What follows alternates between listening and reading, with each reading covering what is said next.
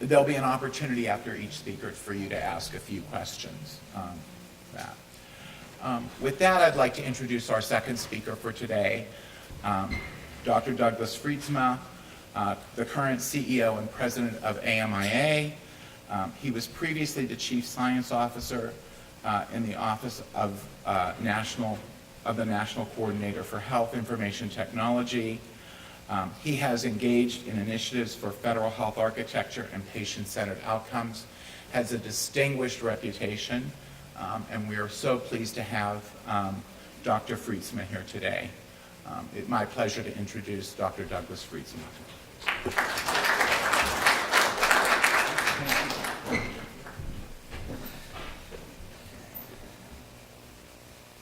Give me just a minute.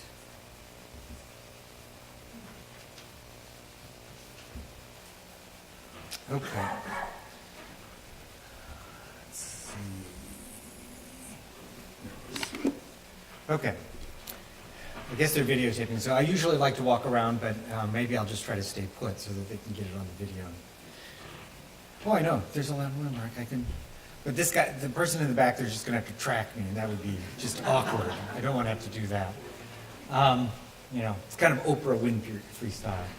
So what I want to talk to today, you know, when I was invited to come and give this presentation, you know, I said, well, what do I know that I can talk to dental public health folks about? And they said, well, just give us kind of the broad picture. Like, where do you think things are going? What are some of the perspectives that we can talk about? So I've got a bunch of kind of predictions, things we've learned, other things like that that I want to sort of talk about. And so hopefully some of them will be controversial. Maybe some of them will come true. And hopefully we'll have an opportunity to sort of stimulate some thought. So the first thing that I want to do, and I appreciate the previous speaker, you know, talking about the definitions and things like that, because I've got kind of a completely different way of viewing things right now, and it's okay, because this is, again, part of that controversy. So let's make sure that this, if that doesn't work, I'm going to do it this way.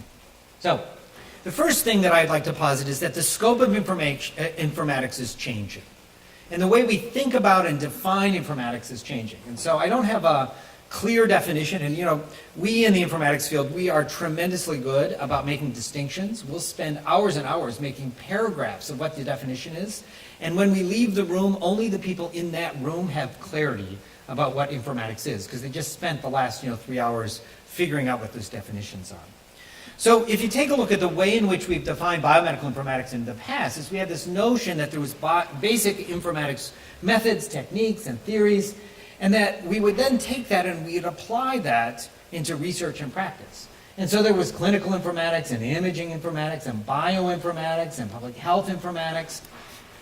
And all of those things sort of collectively define what informatics are.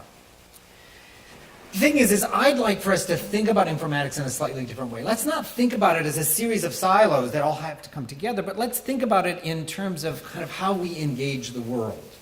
And so when I think about the scope of informatics, I think about it in terms of the scales of engagement.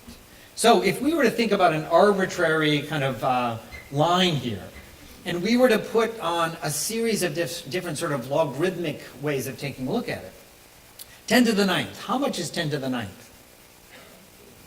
This is the part of the conversation that has math in it. So, okay, those of you who don't want to do math, this is a good time to get coffee, check your email. 10 to the 9th is 1 billion, and that's about the number of, that's sort of at the scale of DNA, right? We've got about 3 or 6 billion base pairs that people take a look at. And so some people use informatics techniques to sort of engage at the scale of DNA. What's 10 to the 6th? I mean, you guys are good. You're catching on. So that's about small molecules, right? There's about 1 million compounds that people think about when they think about, different kinds of drugs or peptides or other things like that that come from that DNA. 10 to the 3rd, that's 1,000. That's about the scale of diseases, right? There's not 1 million diseases, although as we learn more and more about DNA, we might actually start to move it down in that direction. But there's probably on the order of a couple of thousand diseases that we deal with. 10 to the 0 is the patient. And a lot of people engage about consumer informatics and how we can help patients kind of manage their own health. 10 to the third, again, 1,000. Now we're talking about the size of a practice, right? A practice is about 2, maybe 3,000 patients that you might take a look at. If we think about beyond that, we talk about populations of millions. So you've got the Million Hearts Initiative, you've got other kinds of things, precision medicine that would be there. And then 10 to the ninth is a billion, and now we're really starting to talk about, I use public, which is really the number of people on this planet. Now, if I had a better graphic sense, I could actually make this into a giant circle, because I think it is kind of circular in that way. But if you think about health informatics, and you think about where you engage the world in the work that you do, you can start to identify what slice is the part that's important to you. So bioinformatics is sort of down at the DNA and small molecule area. Translational research is talking about small molecules and diseases and how we can think about what we know molecularly and what that looks like when we think about diseases. Consumers is at the patient. Clinical is at the practice. Population health. Clinical research and other things like that really try to affect what the world, our knowledge about every individual on the planet.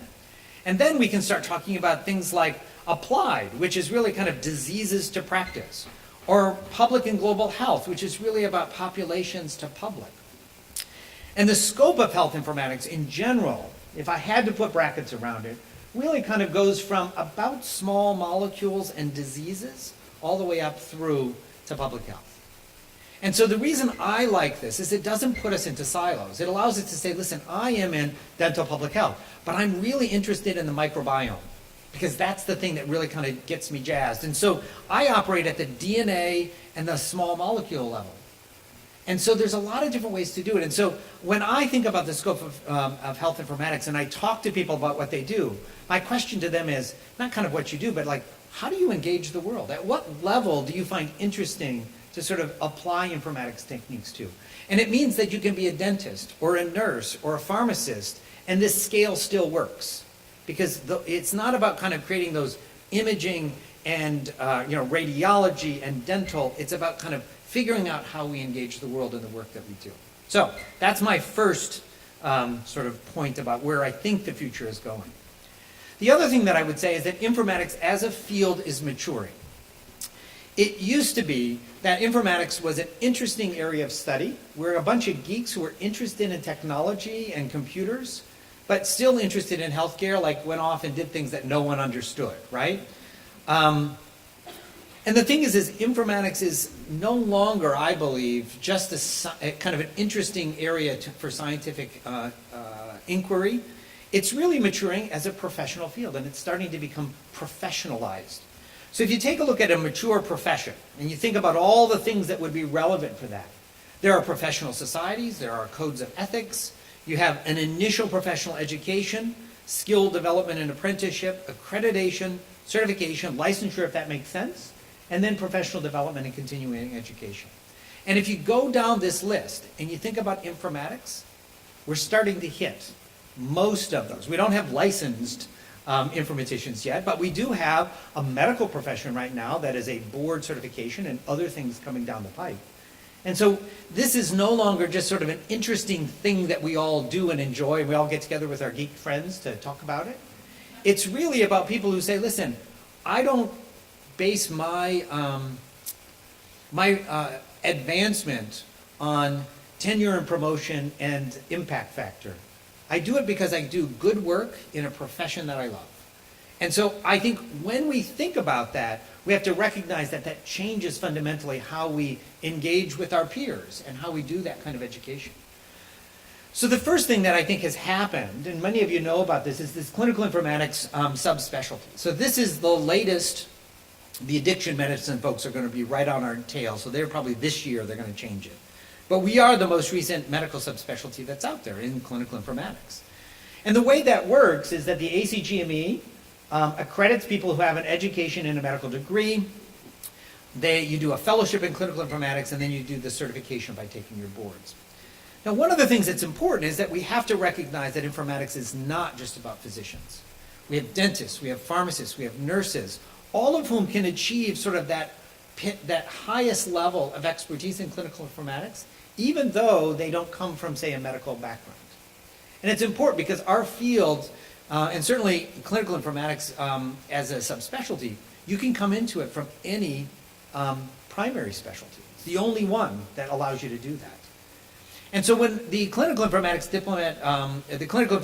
subspecialty was created, this was probably 8 or 9 years ago, the initial editorial said, we're going to start here, but our job is not done until we provide opportunities for everybody who's out there. So one of the things that I've been working on with AMIA is something that we call the Advanced Health Informatics Certification. And we have members of the community here who have participated. There's Stenkum, was participating in this, to try to create a certification equivalent to what a master's, equivalent to what an MD would have, that would allow them to be recognized as sort of being an advanced health informatics professional. And so very similar to the way in which you would go through the process in the medical field, there's accreditation of schools. You get an education, a master's degree in a primary health profession and a master's degree in informatics. You get some experiential training, and then you'll sit for a certification examination. And so right now, this year, we hired an executive director who is going to be operationalizing this, and we anticipate in the next year to have a certification that allows dentists and pharmacists and others to be able to be recognized at the same level as the clinical informatics diplomats who have the medical board subspecialty. So where are we right now in this process? We've identified the eligibility criteria. We're working right now on developing the certification. We've got accreditation bodies that are helping us with accrediting the informatics programs. And the thing I think that's important to recognize is that as a profession grows, there are other steps that need to be filled in. And so I can anticipate, and this is a very busy slide, there'll be a quiz on this afterwards, so please take pictures if you need to. But what's important here is that people that are coming out of high school, and we have high school students who come to our conference now, they need to try to figure out, well, how do I become this exciting thing called an informatician, right? How can I do that? And part of it is to say, well, if you're going to get a bachelor's degree or a master's degree, here's the way that you kind of progress through the profession. And one of the things that we're doing at AMIA right now is we have a contract with the Department of Labor to develop a career matrix that sort of helps people figure out how they can start from high school all the way up to advanced health informatics certification, and where they need to get experiential training, where they need to get didactic training, and how they can sort of move up the ranks in what I think is becoming really an exciting profession, not just an area of study. What I'd like to do now is to talk a little bit about some of the other things that are happening and the trends. And I spent 5 years at the Office of the National Coordinator for Health IT, working for the Obama administration under this program called Meaningful Use. So I've got a couple of things that I'm going to tell you about. There's about 6 or 7 things that we'll get from that. This represents about $32 billion worth of advice. So take a look at it. You know, those of you who are interested in this, you know, I tell people we're all going to make mistakes. Just make new ones, because we've got a $32 billion worth of things that we've done both well and things that we could have done differently. But I think there's nothing that you can say that says meaningful use didn't really create a sea change in how health information is managed.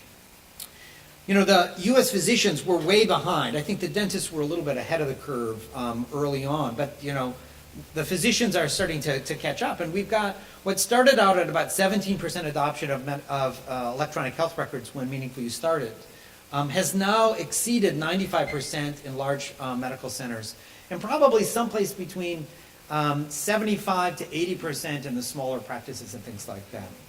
So think about the scope of change, right? We took 20% of the largest GDP in the world, and in 5 years, we converted it from essentially a paper-based system to one that's entirely electronic. It's been profound, and I think it's part of the reason why we're struggling with interoperability and what do we do with big data and what do we do with all these other things, because you know, it took the finance industry, and they always use that as an example, but you know, it took them 25 years. You know, we did it in 5. And there's still a lot of other things that we need to do, I think, to get there. But I think it's fundamentally changed what we do.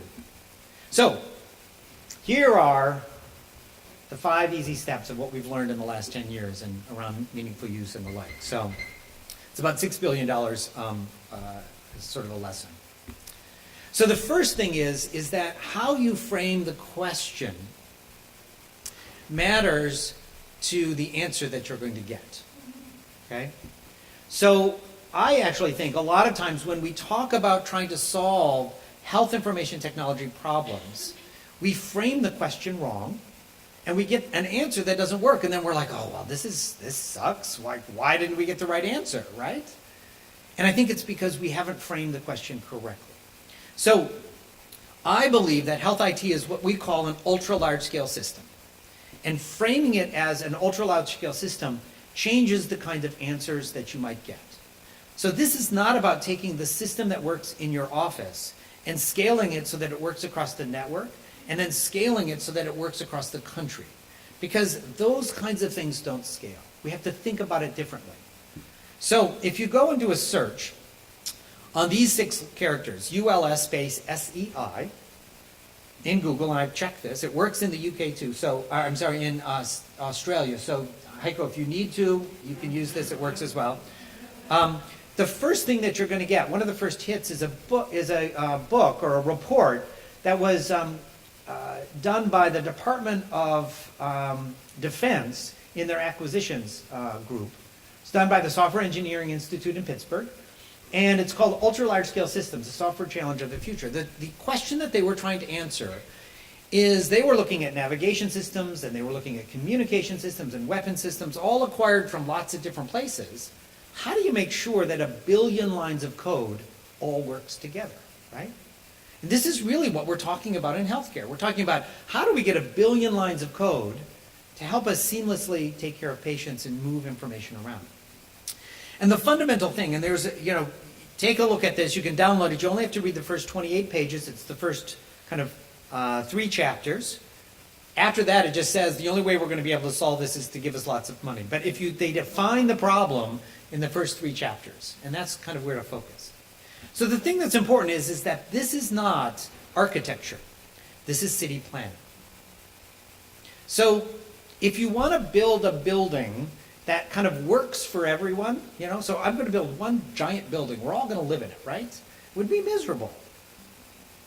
How many people remember AOL? Okay, a few of you. You probably still have your AOL account, right? Okay, good, Heiko. The thing is that AOL tried to solve the problem of the internet through architecture. It said, we're just going to take all the stuff out there, and you come to AOL, and we'll just give it all to you. But that's not how the internet works. The internet is really about city planning.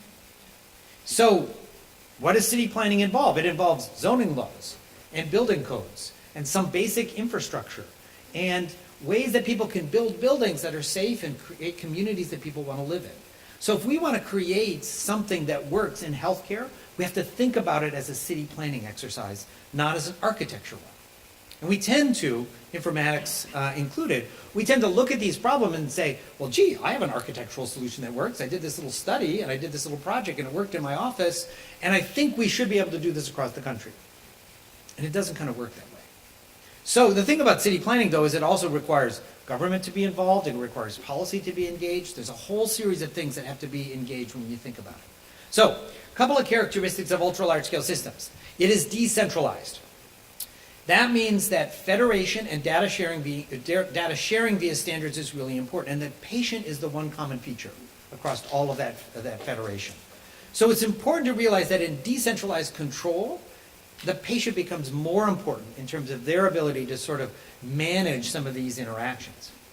It's a socio-technical system, so people don't interact with the system, they are part of the system. And you have to design it with people as part of the cogs in the wheel, if you will. Good software engineering tells you that you get the requirements, you build to the requirements, and then you check to see if the system you built meets the requirements. The problem about ultra-large-scale systems is that if you think you have the requirements up front, there's a whole bunch of things you don't know when you start, and even the things that you do know are going to change over time. And so that means that you have to have a different approach. You have to get some of the requirements, but you have to use incremental development because things are going to change. How many of you have developed systems, put them out there, You talked to the user, you knew that you got exactly what the user wanted, they looked at it and they're like, well, that's really interesting. You know what I really want though? And now suddenly there's this whole set of new requirements that they never articulated, right? That's how ultra-large-scale systems work. I mean, how many of us knew when we developed the requirements for the internet that we'd all be ordering our Christmas gifts? That was not what DARPA intended when they set up the network. Continuous evolution and deployment, we have to tolerate differences in semantics, syntax, and sophistication. Some people are going to be really sophisticated and others are going to be struggling just to get a dial tone. And we have to be able to, in ultra-large-scale systems, to accommodate that and to allow those with a dial tone to sort of move on to other things as well. Normal failures, so security is important, but you're not going to be able to be entirely secure. You're going to have to do your best job to also be resilient, which is probably as important as being secure, Because if you're completely secure and someone breaches, but you're not resilient, you're going to be in worse shape than if you kind of had the security and the resilience at the same time. And then the last thing is that this means that our job in informatics is one of orchestration rather than command and control. We're not going to develop the full systems, but we're going to try to figure out ways that we can orchestrate in this city planning paradigm, ways that we're going to be able to get there as well. So I spent a lot of time on this, but this to me is the fundamental problem with solving the problems of interoperability and health information exchange, is that we think about it as architecture, and it's really a city planning problem. Second thing, standards and interoperability. It's hard in the concrete, and it's impossible in the abstract. So interoperability is not some verdant pasture flowing with milk and honey, okay? This notion that interoperability is a place that we get to, and when we get there, we're all going to be happy, right? It's not that. Interoperability, and I use the IEEE definition on interoperability, which is two parts. It's the ability to exchange information and the ability of systems to use the information that's been exchanged. We always focus on the first and we forget about the second. And the thing is that interoperability, if you use that definition, only makes sense in the context of what you want to do. It's not an abstract concept. It says, I want to be able to move this record to this other place and I want to use it for clinical decision support. And I want to be able to share that information and integrate their drug list. That's a really tangible thing. But interoperability is defined in the things that you want to do. So when people come to me and they complain, my system doesn't interoperate, my question is, what do you want to do? What are you trying to do? Because if all you need to do is see a PDF of something, then maybe it interoperates.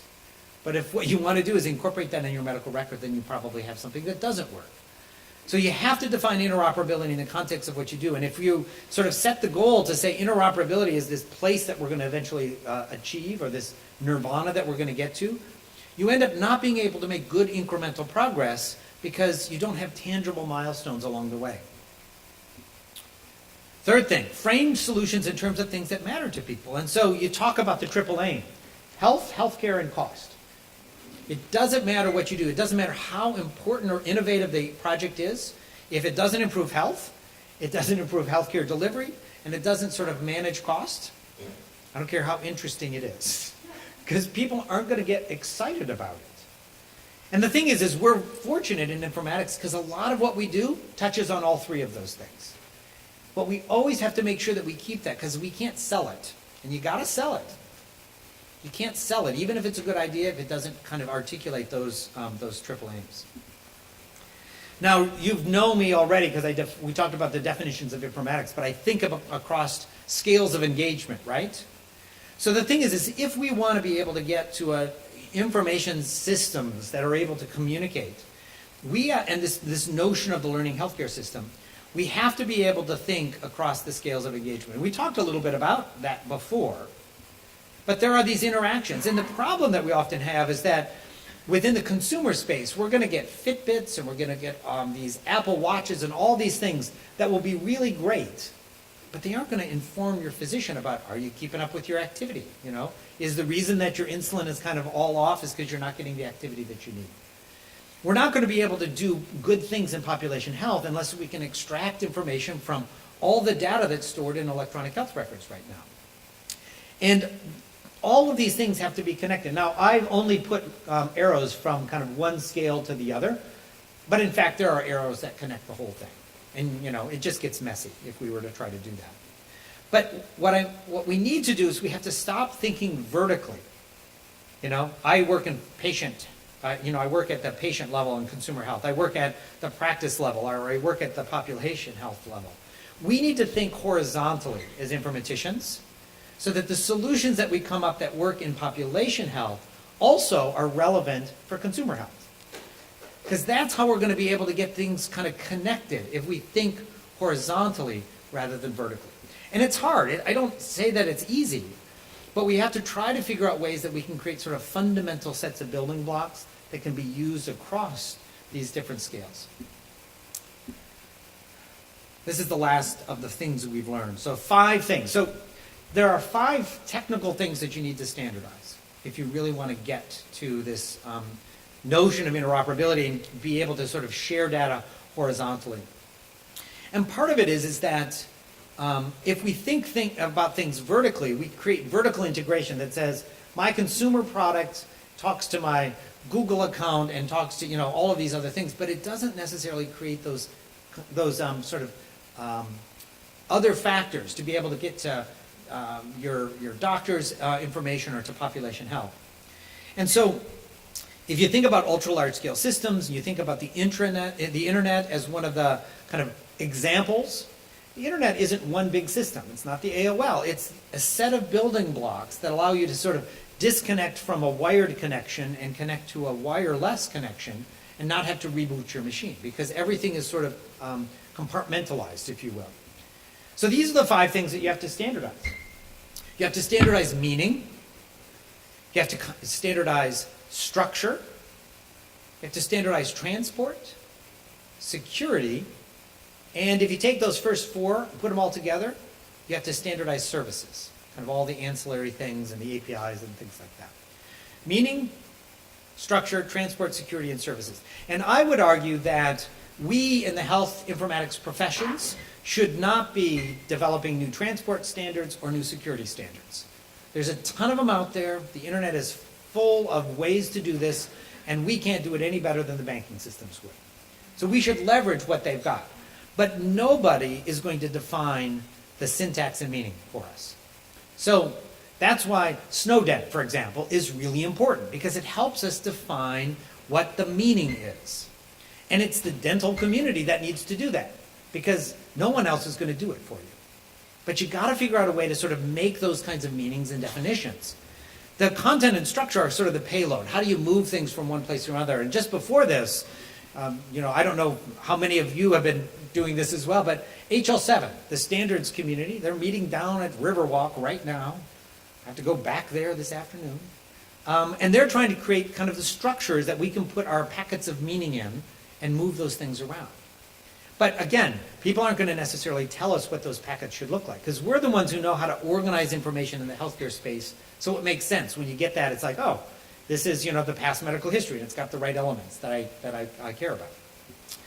So the thing is that we, I think in the informatics community, need to focus on meaning and structure, leverage transport and security from other domains, and really think about this as a stack, because as technology changes, we can swap out one of the stack for the other, and we don't have to rewrite all of our meaning because it's separated from the way that we kind of move things around.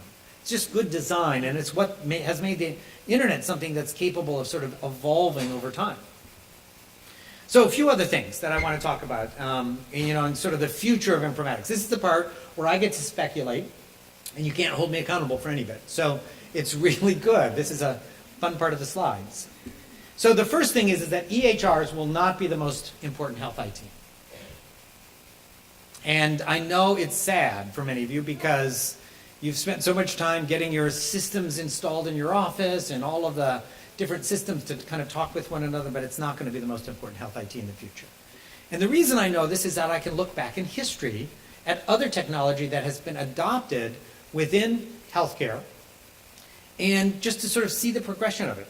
So if you go back to the turn of the century, to the Journal of the American Medical Association, JAMA, between 1906 and 1912, there's a whole series of articles that were written about this new technology that was coming into healthcare delivery, and they didn't know quite what to do with it. And so it was all about the physician's automobile. So they took the automobile and they added the physician, modifier to it. So how many of you have talked about like the physician's workstation, right?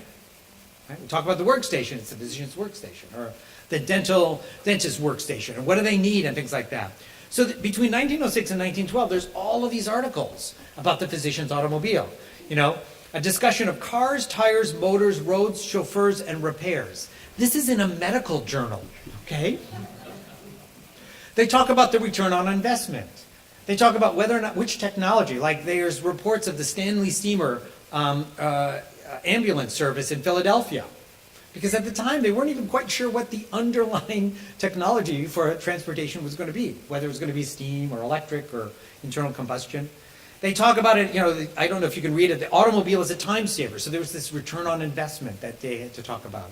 Whether you should get hard tires or soft tires, because it depends on the ride, or whether you want to change tires, whether you should learn to, I mean, it is fascinating. But you can't get it through Medline. You have to actually go to the stacks, and they're kind of dusty. So the thing is what happened in 1908?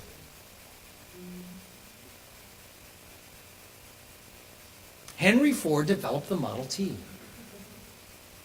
And by 1912, we stopped talking about the physician's automobile. So the thing is I believe, we're talking a lot about EHRs and the physician's workstation and stuff. Somebody, and I know Apple and Google are hiring up all the FIRE programmers that I know, somebody is going to come up with something that is going to be consumer focused. It's going to be the Model T of health IT. And it's going to transform the way in which we see health and healthcare delivery. Now, if I knew who that company was, I would not be talking to you right now because I would be working for them.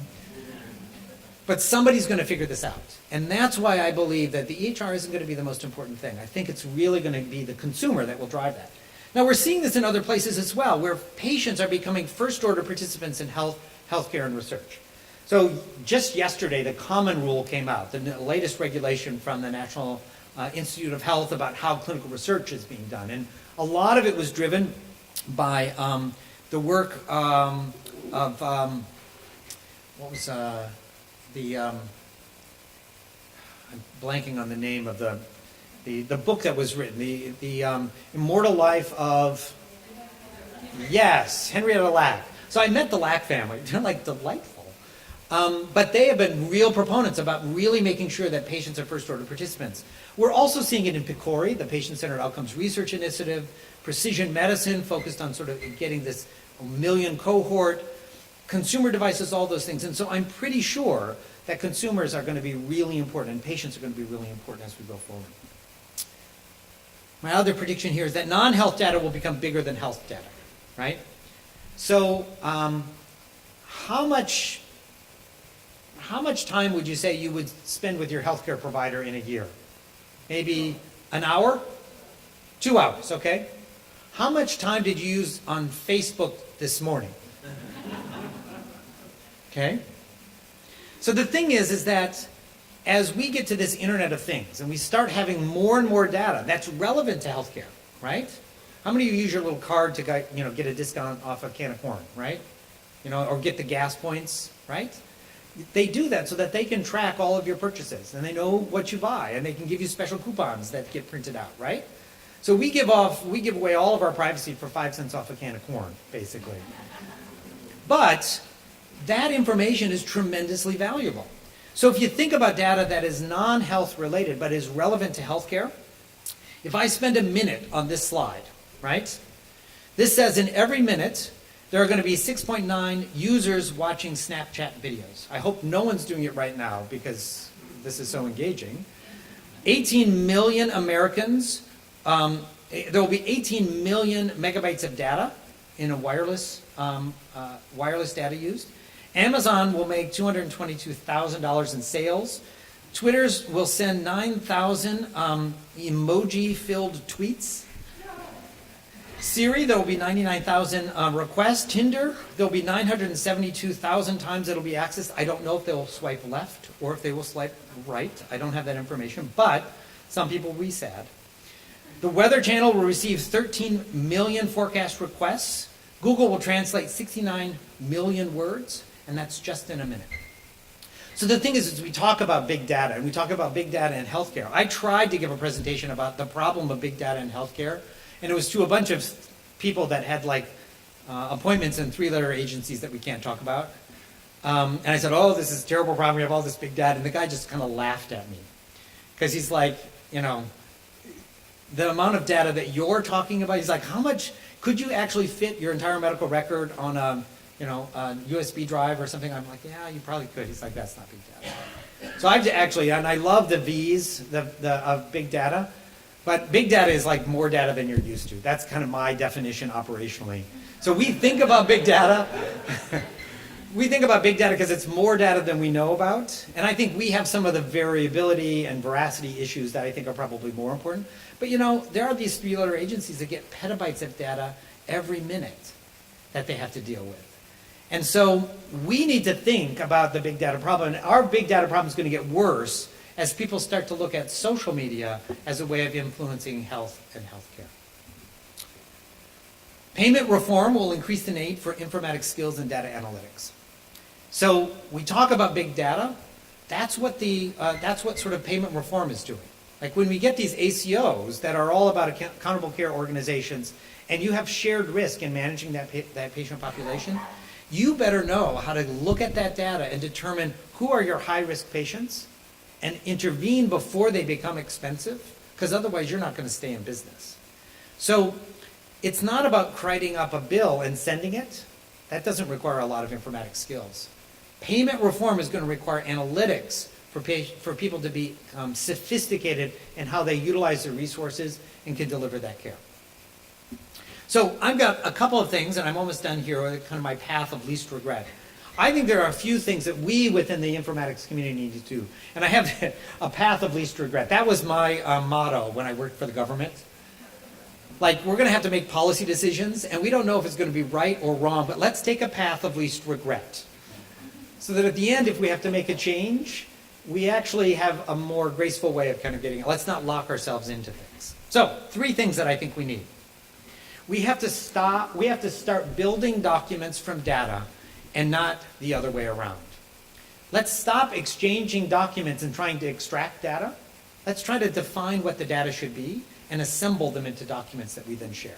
Much simpler way of doing things. But to do that, what we need is we need a common format for granular data, which we don't have at this point. I would say there are some things coming down the pike. But in large sense, what we're trying to do is do chemistry, if that's what a document might be, without having knowledge of what the periodic table looks like. So we need a periodic table of data. We have to know what kinds of data are out there and what the kind of features of it are. Because once we have that, we can start assembling those things, like chemistry, into things that make sense and that can do useful things for us. And I think we're beginning to get there. I think we're moving from a document-centric world into one that's much more data-centric. But we need to get there because that's what we need for big data. That's what we're going to need for a lot of the other things. And that's how we're going to think horizontally across these different scales of engagement. Second thing we need is a full export of the patient record and the narrative. So even though I'm a big proponent of this granular data, a patient is not a collection of granular data. And we can't forget that. A patient is a narrative. A patient has an experience. There's a whole host of other things that are important around this. And so we need that full export of the patient record. Now, I'm pleased to say that AMIA had been working very hard with the HELP Committee and with the Congress around the 21st Century Cures bill that was passed in December. And one of the things in there, and they kept the language, which is great, is that a patient has the right to a computable representation of their full medical record. So it's not just electronic, which could be a PDF, but a computable format. So I'm sure the vendors will all push back on that, but I was like totally jazzed because that full medical record allows us to move between different ecosystems. How many people use Google Docs? How many people use the Microsoft Office suite of things, right? So there are not APIs that connect Google Docs to Microsoft Office, right? How do you get your documents out of Google Docs and into Microsoft Office? There's an RTF format or a text format, right? You save the full thing down and then you import it back into Microsoft Office. So if I want to move my record from Cerner to Epic, it's not going to be through APIs. It's going to be a full extract that I import into the other one. So Patients need to move between vendor ecosystems. Precision medicine needs that full narrative because it's about discovery, not about delivery. And you can't, if you don't know what's important, you're not going to have it standardized and in an API and granular, right? You're going to have to kind of figure out what that is. I think it restores the balance of power for access to data because right now I think the vendors have too much control over the data and the patients have not enough. And I think it's important to maintain the narrative in the medical record because I think even though we want to get to more computable ways of representing it, you know, I tell the story. There was this patient that I used to see when I was internal medicine doc, and she was an older woman. She had schizophrenia for a long time, but that was well controlled on her neuroleptics, and we were just dealing with a lot of the, you know, general getting old and kind of side effects of long-term neuroleptic care. But she was a delight, and she would come down the hallway into the examination room, and she would be dressed like a Southern woman for Sunday Sunday church. She would have the yellow suit with the matching yellow pumps. She'd have a little white cape and the gloves and a matching handbag, and she just looked great. If her handbag did not match her shoes, she needed her insulin adjusted. Now, I don't know what the ICD-9 code for that is, right? But that was a narrative that I could tell, and that was something that couldn't get captured because, you know, I knew when she wasn't doing well because she didn't match. But there's no ICD-10 code that tells, you know, a patient didn't have a matching handbag, so I adjusted their insulin. So try to figure out the decision support rule for that one. So the third thing that's important is that we have to test both sides of the exchange. So one of the reasons that the internet still works, even though this summer we ran out of IP addresses, did anybody know that? Well, yeah, we ran out of all the 333s. We now are on IPv6. But you guys probably didn't even pay attention to that, right? The thing is the reason it still works is something called PostL's principle. And this is where I geek out just a little bit more than I've already done. So PostL is the guy that developed the standard for the datagrams that every router in the world manages. And his principle says that when you send data, conform to the standard. But when you receive data, accept any version that conforms. Because sometimes standards have options in them, right? So the problem is that, you know, what that says is that when you send it, it's an or. I'm going to pick this version or that version or that one. But when you receive, it's an and.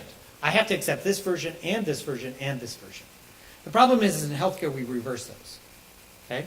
When we send, it's the and when we receive, it's the or. So we restrict what we receive. And that's why some of the vendors will say, I can send and receive our version, but if you want to use a different version than ours, then you're going to have to pay extra money for it, because we don't know how to do that, right? And unfortunately, in meaningful use, we only tested the sending. We didn't test the receiving. So getting to interoperability isn't going to happen if you don't test both sides of the exchange. So the last thing that I want to do is I want to just sort of motivate you to talk, and there's going to be I'm going to show you just a very, very brief video, and there's going to be a quiz after this, okay? Because I think it's important as we think about the professionalization and all these things about telling our informatics story. Pay attention, there's a quiz.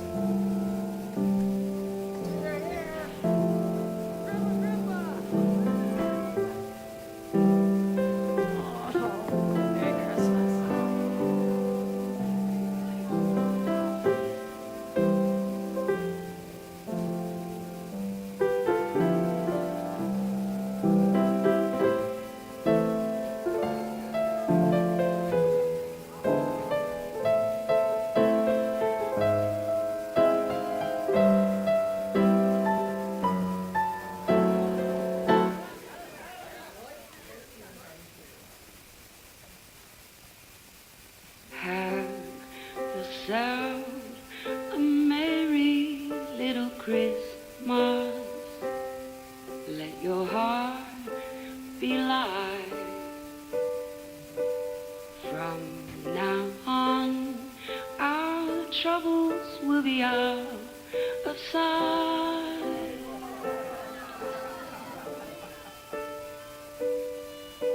Hang a shine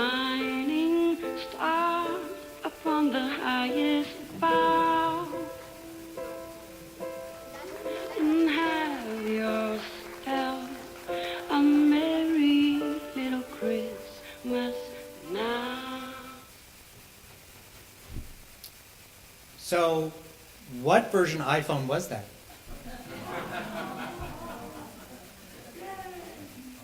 How many megapixels was in that camera? Do we know how much memory it had? Does everybody in the room here want to buy that for their surly teenager, right? So that they can do that? So the thing about this, and Apple gets this right, is Apple didn't tell you how many megapixels it had or how much software it had, or it didn't tell you about how good its clinical decision support system worked or how it was able to access how many gigabytes of data, right? Apple tried to tell you why this was important emotionally. Because it said not, what we know, it's what we do with the technology. So if we want to make an impact, and I think the informatics community can do that, we got to tell our story. And we got to tell our story that basically says, it's not about the megapixels, and it's not about the systems, and it's not about the architecture. It's about keeping grandma out of the hospital. It's about enabling people to age at home. It's about making sure that they're healthy and productive in what they do. And we sometimes don't do a very good job about that.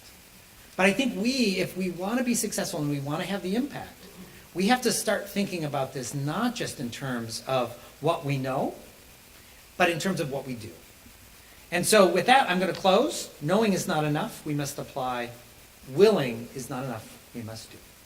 So thank you.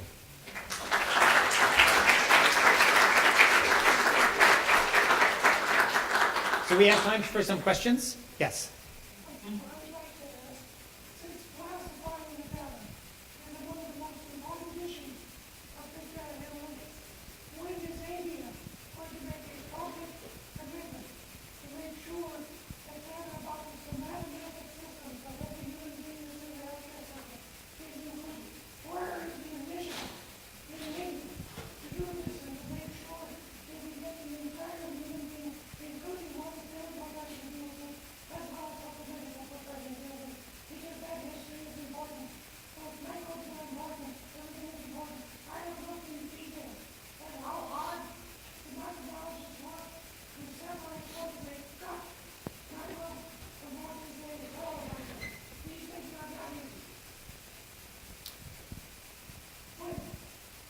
Well, we have a lot of engagement with the dental community, and I think my answer to you is the same as at the previous conference and the one before that. That we will continue to engage with the dental community. It's all important, and I think recognize the importance of the dental community in all of the things that we do. We don't make statements medical or pediatric or surgical or otherwise, but we do engage our members who are informatics professionals to make sure that their areas of expertise can be supported by the technologies and the informatics expertise that we've got. So.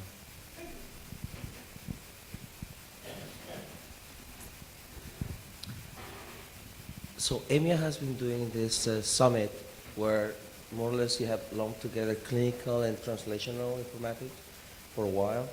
I was wondering what you think where that's going. Or do you think this is going to basically merge in your timeline where you had the bio and the translational and the clinical? Is this how you see the story going? Like merging this into a super field? Well, so the question is, what is the plans and future of, say, the joint summits, with the translational and the clinical research community? We found it sometimes hard. The translational science community, I think, is present, but not perhaps as strong as we'd like to see at that. Our annual symposium, which has, as you know, 2,200 people that show up, and there's a lot of different tracks, sometimes can be overwhelming. And this is a smaller conference that I think is nicer to bring together those communities. One of the things that we do think, though, is going to be important, it has to do around data sciences.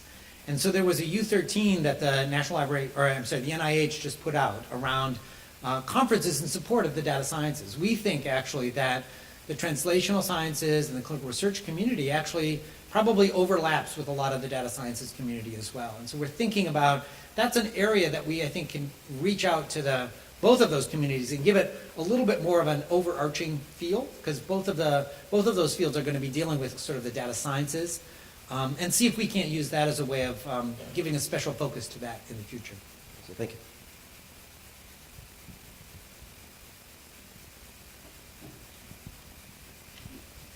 Cool. Well, if there are no more questions, thank you very much for all of your attention.